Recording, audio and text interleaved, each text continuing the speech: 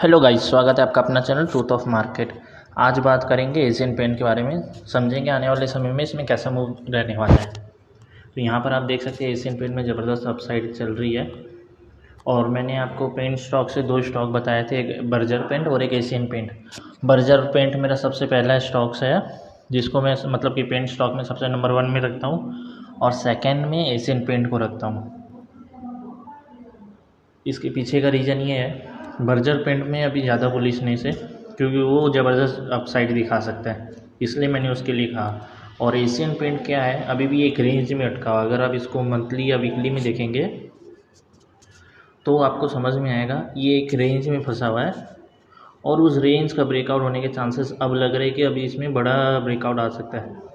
यहाँ पर आप देख सकते हैं 3506 से लेके 3580, मतलब 3506 से लेकर 3580 के बीच में इसका रेजिस्टेंस है, और डाउन साइड की तरफ सपोर्ट में 2745 टू मैक्सिमम लो है और 2560, 2765 से 2560 ये इसका मैक्सिमम लो सपोर्ट है। और इसी रेंज के बीच में जो है 2021 से घूम रहा है। अगर आप देखेंगे 2021 से ये इसी रेंज के बीच में घूम रहा हो। और अभी ये जो प्राइस चल रहा है 3273, लास्ट जो क्लोज हुआ है ये प्राइस ऑलमोस्ट ये 3 से 4 सालों में हर बार आता है।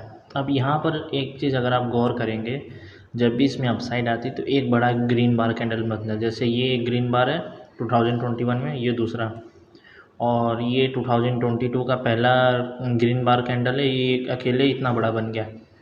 और अगर आप 2023 में देखेंगे तो यहाँ भी दो कैंडल दिखेंगे, पहला ये और दूसरा ये।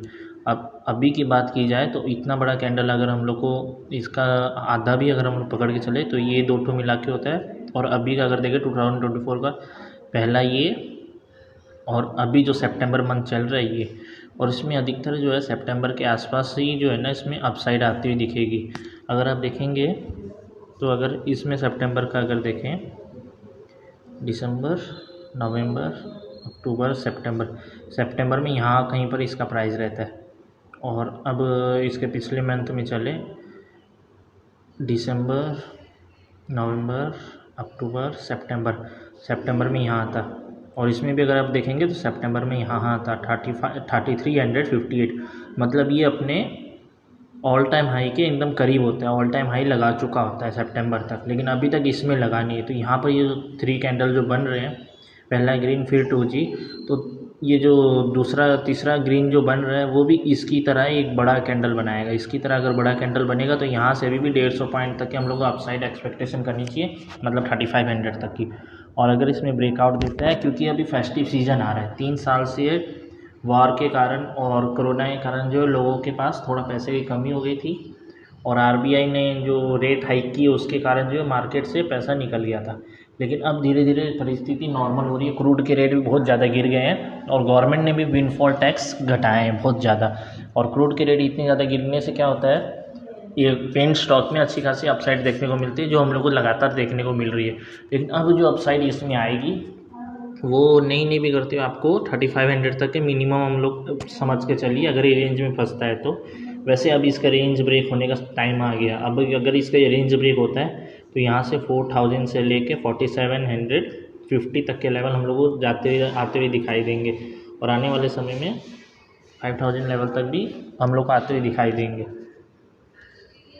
और 9 सितंबर को अगर देखें मंडे में इसमें क्या हो सकता है, तो मंडे में अगर आप देखेंगे तो यहाँ से इसमें जो पैटर्न बना, बहुत सुंदर पैटर्न बना है। यहाँ पर हायर हाई, हायर लो, फिर हायर हाई, फिर हायर लो, और फिर यहाँ से जो हायर हाई बनने की तैयारी ये बढ़ रहा है। यहाँ पर देखेंगे एक रेंज का छोटा सा रेंज का इसने ब्रेकआउट किया था, ये जो डोजी बना था इसके ऊपर गया था। अब ये इसके ऊपर क्लोजिंग देने का मतलब ये है, अगर इसके नीचे क्लोजिंग देता तो दिक्कत होता। अब यहाँ पर 3250 का जो इसका जो सपोर्ट है, ये इसके ऊपर क्लोजिंग देने का मतलब है मंडे को गैप अप दे सकता है। और अगर ये गैप अप देता है तो यहाँ से 3320 या तो 3350 के नीचे गैप अप ओपनिंग दे सकता है। अगर गैप अप ओपनिंग देता है तो यहाँ से हल्का सा थोड़ा सा नीचे आके दोबारा अपसाइड जाएगा और 3400 के लेवल क्रॉस करते हुए दिखेगा। मंडे को इसमें बड़ा मूव दे सकता है, क्योंकि पेंट्स और फूड स्टॉक जो है, फूड स्टॉक्स और प्रिंट स्टॉक्स अभी चल रहे हैं, क्योंकि मार्केट का हालत बहुत ज़्यादा ख़राब है। अगर आप देखेंगे तो HUL भी कुछ चला था और प्रिंट स्टॉक भी चला था, और पूरा मार्केट लाल था, पूरा पोर्टफोलियो गिर गया था। और वहीं देखेंगे तो मैंने भी इसका जो है कॉल ले रखा है, मेरे को यकीन है ये काफ़ी ज़्यादा इसमें अभी अपसाइड आ सकती है। अगर मंडे को गैप अप देता है और इसका प्रीमियम 80+ जाता है तो मैं इसमें एग्जिट होने की कोशिश करूँगा। और मैं इसको 20 डे BTST चैलेंज के हिसाब से भी ले रहा हूँ। वैसे इसमें इतना माइनस लगने का रीज़न ये है कि लास्ट 10 मिनट में इसमें ज़बरदस्त सेलिंग आ गई। वैसे इसमें मेरा प्रॉफिट था, ये 78 का इसका हाई लगा है, लेकिन मैं जब इसको लिया तब ये 73 के समथिंग के आसपास था, तो इसमें मेरे को 400-500 रुपये प्लस हो रहा था। लेकिन मैं इसको होल्ड किया BTST के रूप में, क्योंकि मेरे को पता है इसमें अभी जो अपसाइड आई है, अगर ये गैप अप देता है तो बहुत ज़बरदस्त गैप अप दे सकता है, 60 to 80 पॉइंट तक इसमें गैप अप हो सकता है। इसके स्ट्रक्चर को देखने से लग रहा है अगर गैप अप होता है तो यहाँ से जो इसका प्रीमियम है उसमें भी उछाल आते हुए दिखाई देगा, और वो 80++ ओपन होते हुए दिखाएगा। अगर 80++ ओपन होता है तो यहाँ से तो 90 या 110 तक ये आराम से जा सकता है। और इसमें मेरे को जो प्रॉफिट है वो 1000 से 3000 तक इसमें प्रॉफिट भी दिखाई दे सकता है। तो ऐसी ही इन्फॉर्मेटिव एनालिसिस के लिए हमारे चैनल को लाइक एंड सब्सक्राइब करें। Thanks for watching.